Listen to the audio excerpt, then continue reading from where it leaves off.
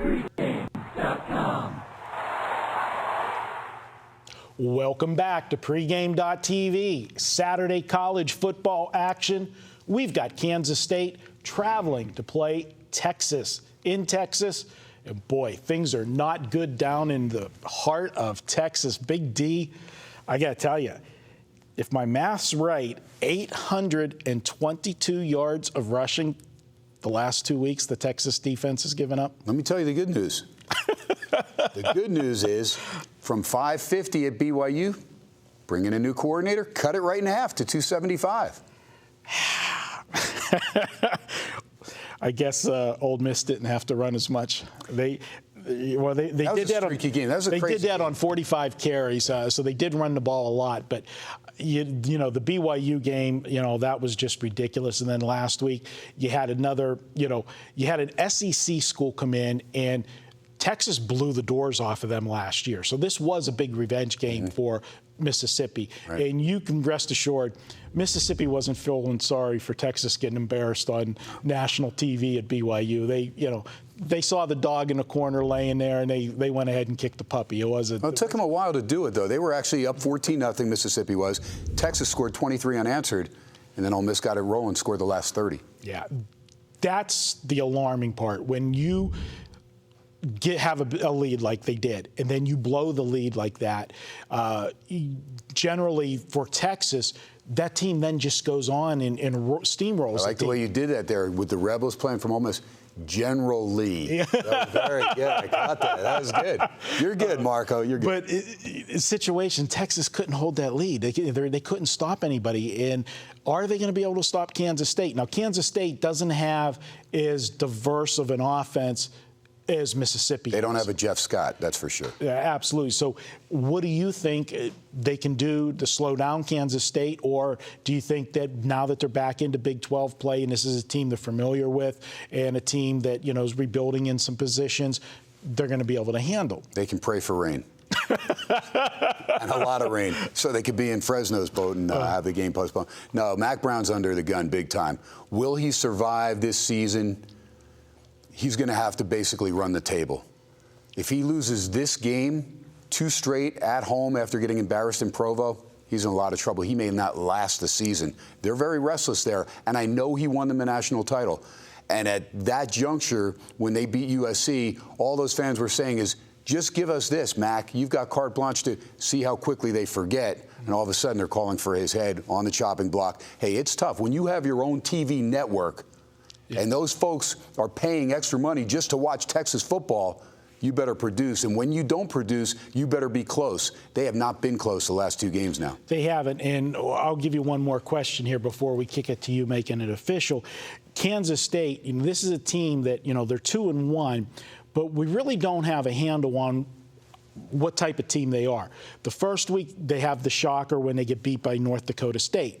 Now, it's a shocker for Joe Public because they really don't realize who's North Dakota State. Right. Only the best school in, what is it, the FBS? FCS. FCS. A lot of the Sharps made a lot of money in that game. Yeah. So this is a team that was very good, and they ambushed, Kansas State first week of the season, rebuilding, having to replace a quarterback and everything. So it wasn't as big of a shock, as you said, to a lot of Sharps. Well, then the next 2 weeks, they take care of business, but they're beating Louisiana Lafayette, which we're seeing now is not nearly as good as they were last year, and then beating Massachusetts. I think, Ken, you, me, Barry in the booth, and, a few other guys would have a shot playing Massachusetts. UMass, yeah. I know I can fill space up on the line. That's about it. There is no doubt. Yeah. I'd be running right behind you, big fella. There is no doubt. Nobody Did be able you to hear see that? me. There is no doubt. What a guy. All right, you know what? I'm done talking. Let's make it official. We'll do it. All right, I'm wearing the purple here just to throw you off track there. Why? Because that's Kansas State's colors, of course, and this is the old reverse psychology with the Grinch here. What I'm going to do is I'm going to be the only idiot in Las Vegas to take Texas because everything points against Texas winning this game. Lost 5 straight straight up and against the spread in this series. Greg Robinson coming in, defensive coordinator. Now, he looked good with what he threw at Ole Miss in the first half, and they were up in that game, again, 23-14, but then outscored 30-0.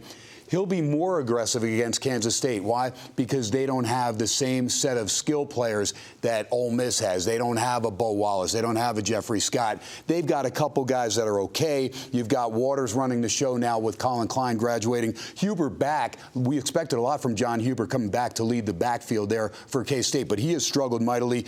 Daniel Sams, who was another guy that was looking to be that quarterback, and he does get some runs of the option there for K-State and Coach Snyder, but he's a guy that helps out in the backfield as well. Two solid speed guys, and these guys on punt returns, kickoff returns, and receiving-wise are still dangerous for the Wildcats. You've got Tyler Lockett, Tremaine Thompson. These two guys, they change field position in a hurry. So more stuff to add on why Texas probably won't win this game. But what I'm doing is I'm looking at K-State. Again, Marco talked about them playing North Dakota State. I watched them in that game. I watched them in another game, and they don't make penalties. They don't make mistakes. Virtually no penalties. A Snyder trademark there. They also have zero injuries. Zero. Go to the injury reports all over. You don't even see Kansas State because they have zero. So a team that stays healthy, team that doesn't beat themselves. But this is Texas. They've got to take care of business. They lose this game. I'm telling you, Mac Brown, he is done. There is no recourse for him to come back. They will win this game. I'm telling you, Texas takes care of business. They'll rely on Gray and Bergeron out of the backfield. K-State not the best against the run. So this plays into Texas's hands. They need to get the lead. Now, the loss last week to Ole Miss, they also did not have Ash, quarterback. They had to go with Case McCoy, Colt's little brother. McCoy's ready. He's got a game under his belt, but it looks like Ash may be able to get his head right. That's the reason he missed last game, because of the concussion. I think he'll play this game. If he plays, I think Texas takes care of business. The line is tainted. It's gone down to 4.5. That's what I got. I brought it down to 4, but I think Texas wins this game by more than a touchdown. They're under a lot of pressure. I think they're going to break the jinx against K-State. They're going to come up big. Look for Jackson Shipley to come up big. He's been solid receiver over his course of his career over there in Austin. And I know I'm going against the grain. It doesn't make sense. Mike Davis is banged up, one of their receivers. Kendall Sanders has been pretty good as well. But I just have a feeling. It's one of those gut feelings that you get. I may be dead wrong, and you may all go against me out there. But I'm telling you, I think Texas wins this game somewhere between, I'll say, between 7 and 14 points at home in Austin, takes care of business, and rights the ship. There's too much talent on this Texas team for them, regardless of the coaching, to not get it together. Marco, I think they're going to win this game. All right, well, there you have it. Ken says to take Texas on Saturday, lay the points with them. We're coming right back. We're heading to the NFL. Hey, we're already in the state of Texas, so let's just stay there. St. Louis at Dallas. Up next, pregame.tv.